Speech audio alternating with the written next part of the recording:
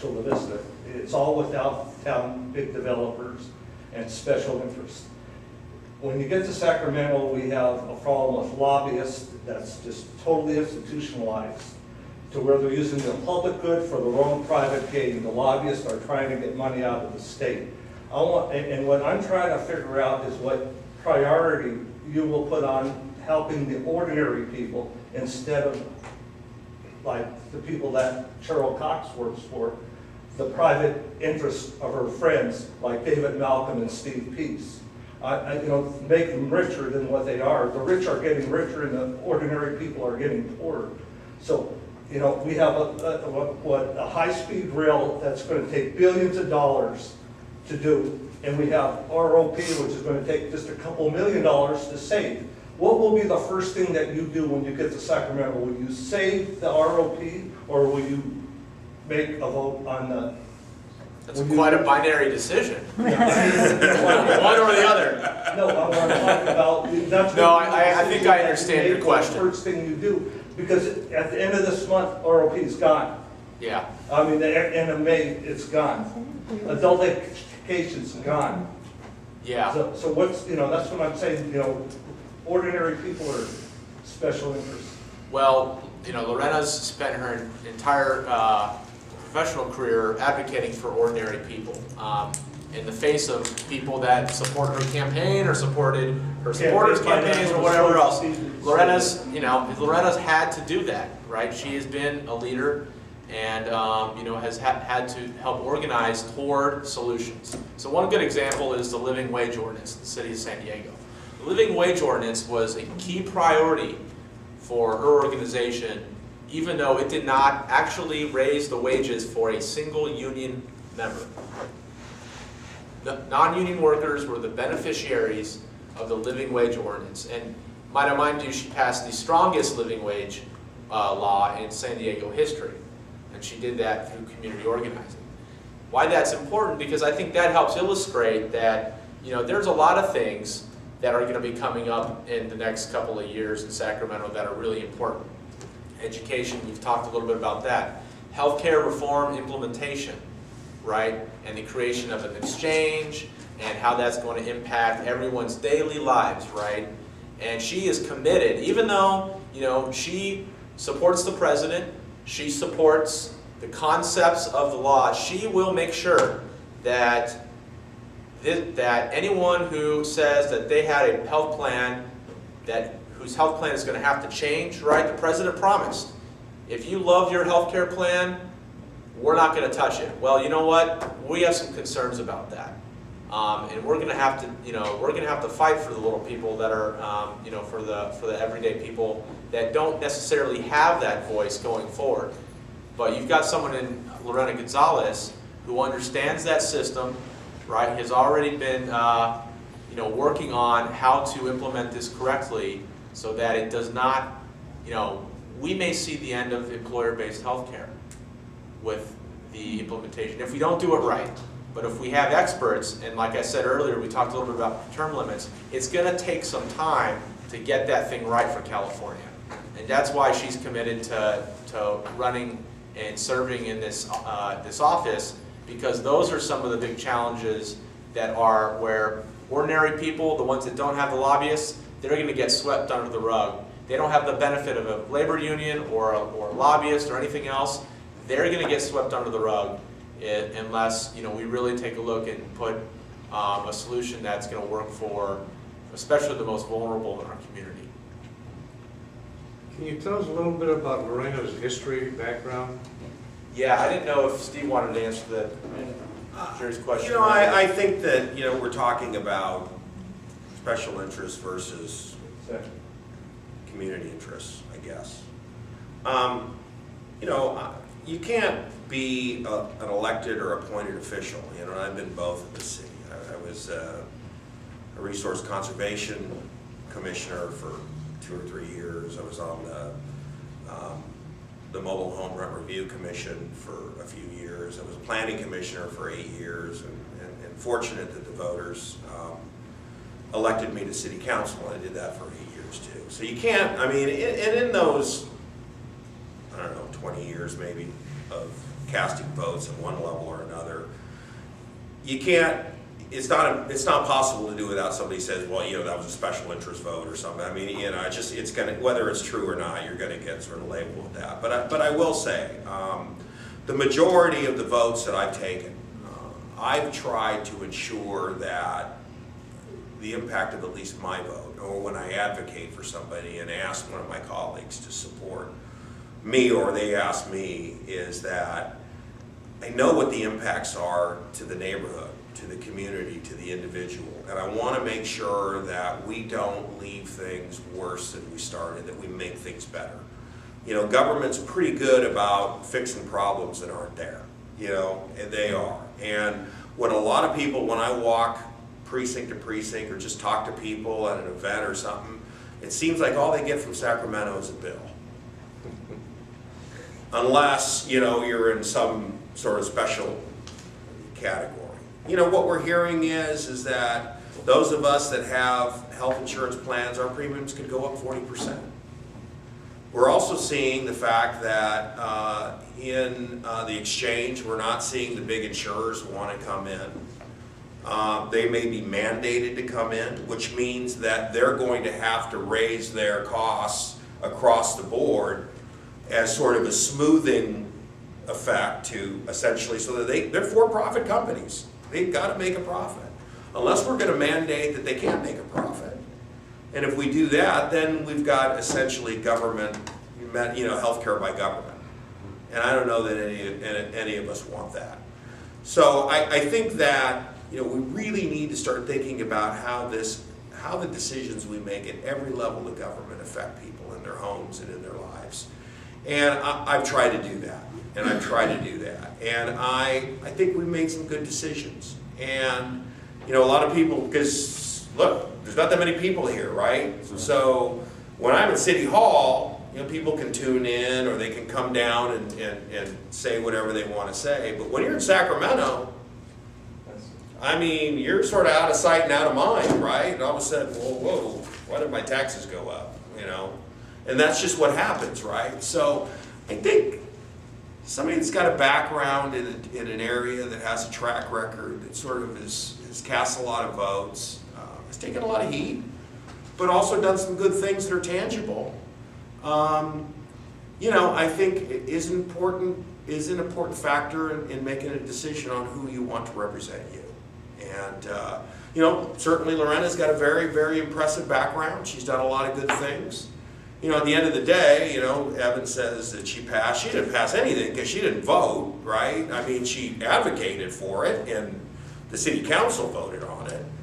And, you know, I think we've done things here in Chula Vista where I've had to do it, right? Because if things don't work out, guess what? The buck stops here. If things don't work out on something I advocate for, I can say, well, you know, I just didn't do a good job or whatever, you know what I mean? So I'm more than willing to stand on my track record, my votes at City Hall. And I think I've made a lot of good ones. And I think that basically people know where I come from. They know where my heart is and where my priorities are. And I just ran into a woman this morning at the post office, and she was getting her mail, and she had my mailer, right? She just like that threw the trash, you know what I mean? And I thought, well, I got to talk to this woman, right? So I went up to her and I said, you know, ma'am, I saw you throw that mailer in the trash. I just want to let you know that was mine. And my name's Steve Castaneda. And she goes, oh yeah, I know who you are, right? And I said, yeah. And I said, well, I hope that's not an indication of how you feel about my candidacy, right? And she said, no. I get so many of these things that, you know, I just look at them and I throw them away. And I think most people do, right? And it bugs us as people that work in campaigns or run in campaigns, because, look, I don't like asking people for money. You know what I mean? I don't. I mean, that's what makes this job not very fun. You know, I don't. But so when you get, and I don't have anywhere near as much money as my opponent, but so when you work that hard to get it, you know, the last thing you want to see is somebody just throw in the trash can. You know what I mean? And so, you know, people just have to know what your record is. You know, and I'm very positive, and I feel good about the response I'm getting at the door when I talk to people on the phone and running to them, because you know, I'm pretty well known in Chula Vista. Not so much in other areas of the district, but we're getting there. And, but I think that people look at Chula Vista and say, you know what? They did a pretty good job. We could have gone the way of Stockton. Because if you look at Stockton and you look at Chula Vista, you know, population's about the same size. You know, we had the same sort of rate of growth. Most of our economy was based on the real estate industry. And they made some bad decisions. They didn't have gridlock. They made decisions, right? And they basically wrote checks they couldn't cash.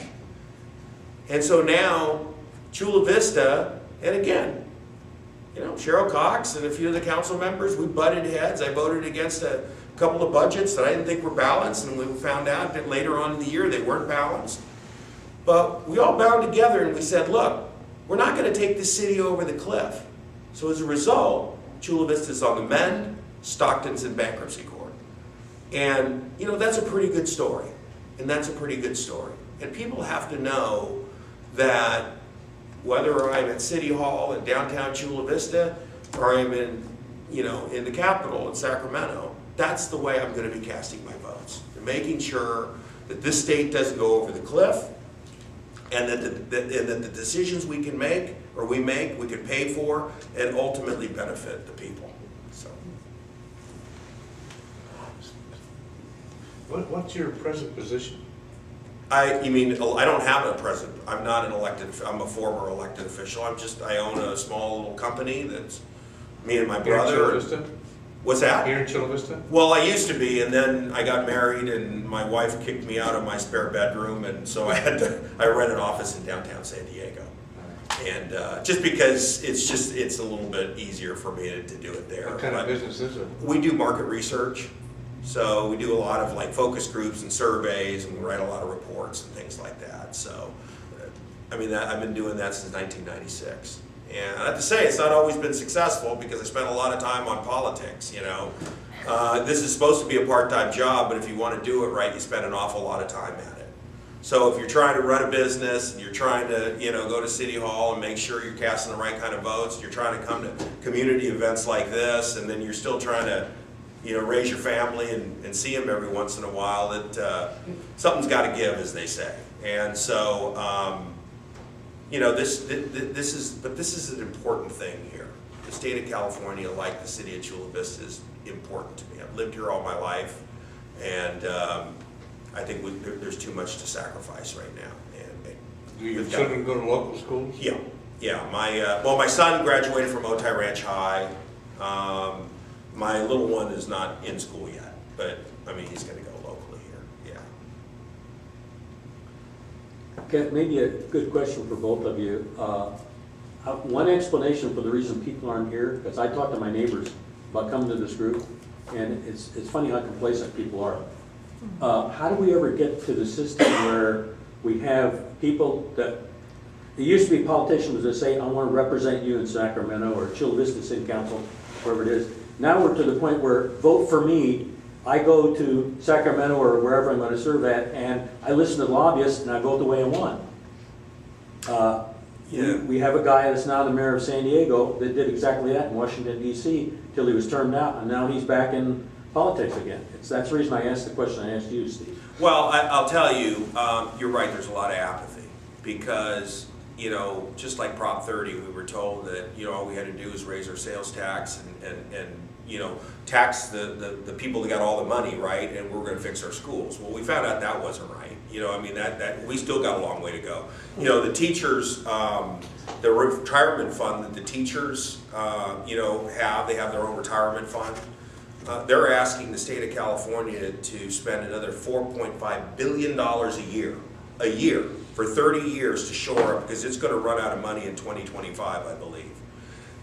That's more money than we spent on the UC system, the CSU system, and the community college system combined. There is no money for that. And what you hear is, well, maybe they're going to have to pay a little bit more in their pensions and things like that. See, that's why people go, you know, does it really matter anymore? You know, I mean, that's what really the problem is. And, you know, I think it does, because I've been walking, I don't know exactly where you live, but when I first started thinking about running for city council 2003, and I started walking precincts. I went down to the Montgomery area because I lived down at, not far from here, at 3rd and Orange. And so I started walking in that area, and if you recall, that was where, up until 1986, was the county of San Diego, and then it was annexed into the city of Chula Vista. So I'm walking, and I talk to some people, and I knock on these people's doors, and this fella, and I said, look, he goes, well, why should I vote for you? And I said, look, you don't have any sidewalks, curbs, and gutters, and streets, and all that kind of stuff. I'd like to try to bring that to him. And he says, let me tell you something, buddy. Let me tell you something. He says, I've been living in this house for 40 years. My kids all grew up here. And if I had $1 for every incumbent politician or wannabe politician that told me he was going to give me sidewalks, I could build my own sidewalks, okay? So, he goes, I like you because you came to my door and I might even vote for you. But he says, don't promise me something. Yeah. I went to that same guy's door like 3 weeks ago. He said, look at my sidewalk. Look at my street. I said, you know what? I made you a commitment. We haven't been able to do it for everybody because there wasn't enough money. But the bottom line is that we got together. I worked with John McCann, with Steve Padilla, and we said, look, this is going to be a priority.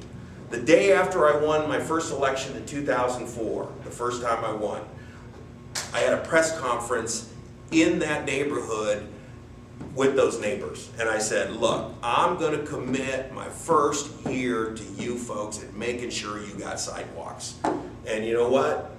They got them. And, it was something that made me feel real good. And unfortunately, we kind of ran out of money, because they're expensive. But I will say that a lot of people that wanted them got them. And, their housing prices, their values went up, their neighborhoods are safer. They don't flood out anymore. The kids don't have to walk in the street when it rains because of mud.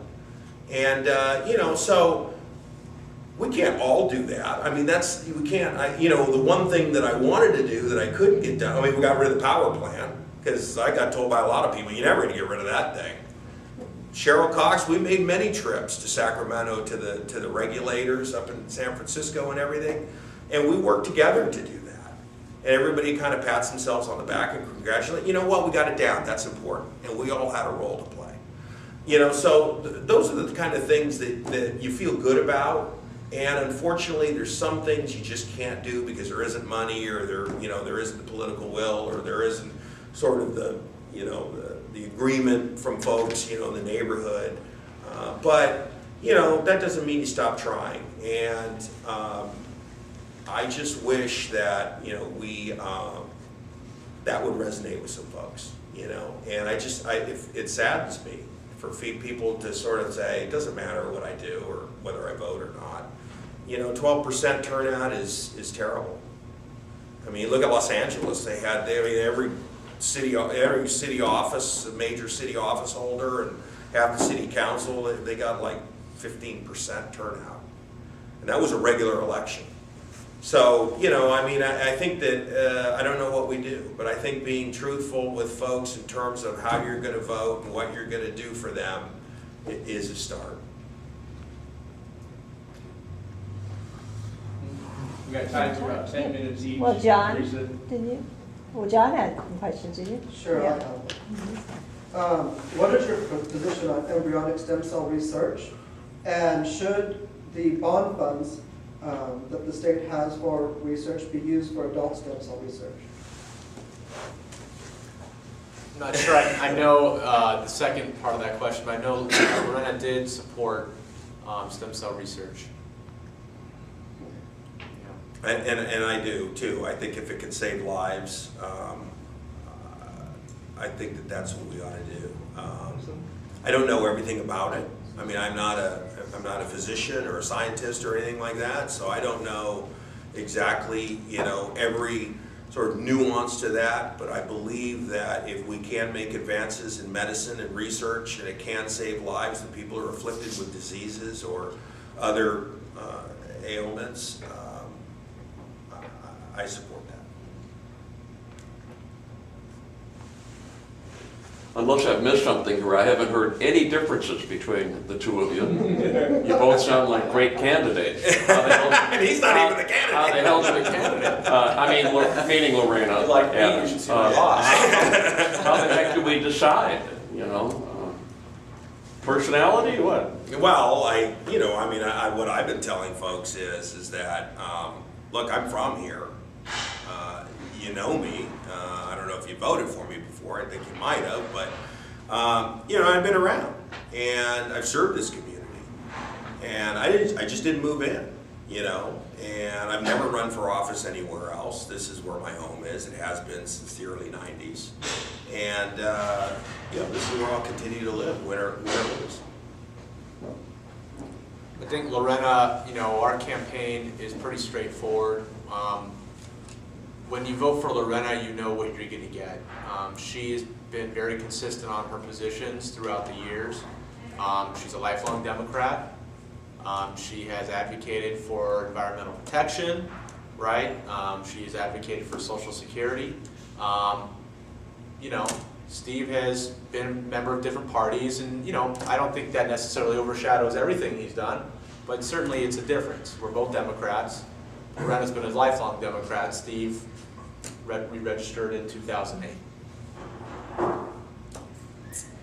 There was a question here too about the four-year university for Chula Vista and what you can do to Sometimes help we're in going to that sound area. alike on that one too.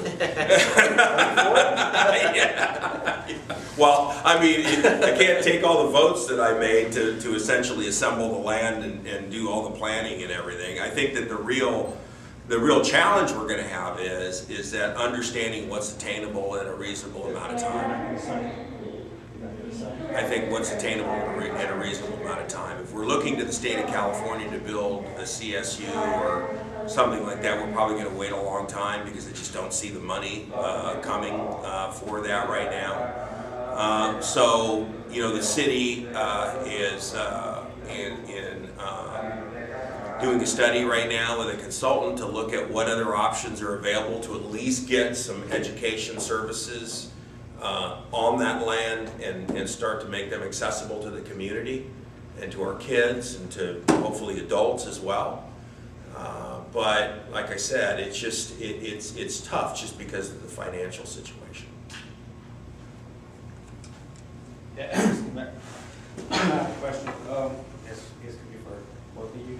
Has there ever been a piece of legislation or a bill, an ordinance, or anything that you fully advocated for, the voters passed, and now you regret that it passed? That we put on the, well, I don't know that,